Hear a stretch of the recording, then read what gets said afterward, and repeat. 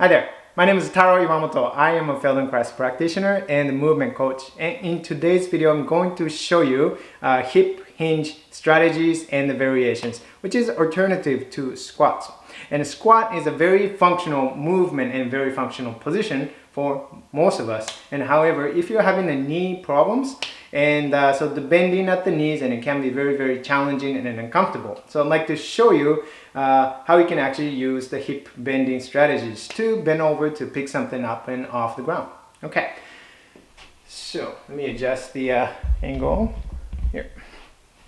So the first, so when you're going to bend over something, and then so really learning how to use the hip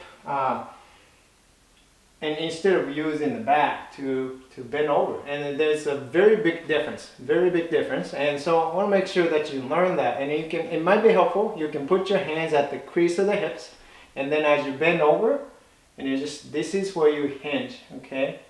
And if you really want to just to differentiate between the hip bending and then the back bending, you can use the boomstick or something behind your back, and then so you can just hold it like this way, right here, okay? And then just to keep it behind your back, and then as you bend over, okay? So the point, the whole objective of this one is so that you don't change the shape of your back as you're bending forward, like so. But if you start to round your back, you can see how that shape changes, right? Or if you're using a boomstick, then you can, your mid back is gonna push into the boomstick, and then that you can feel, okay, that you're actually using your back instead of using the hips. So once you practice that, and then you're just gonna practice bending over at the hips.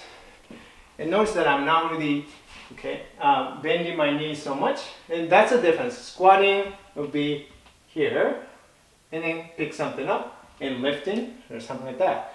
And hip hinging, using the hips, and using those hips and primarily to drive that lifting too, bending over and coming back up. And one pointer, when you come back up, this is really helpful.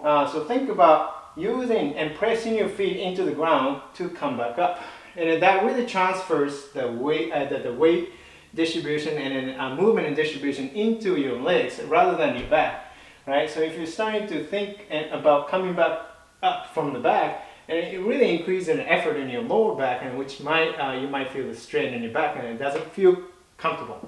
So think about bending over at the hips, and then as you come over here, feel the weight going into the feet, and then you pushing your feet into the ground to come back up, okay, like so.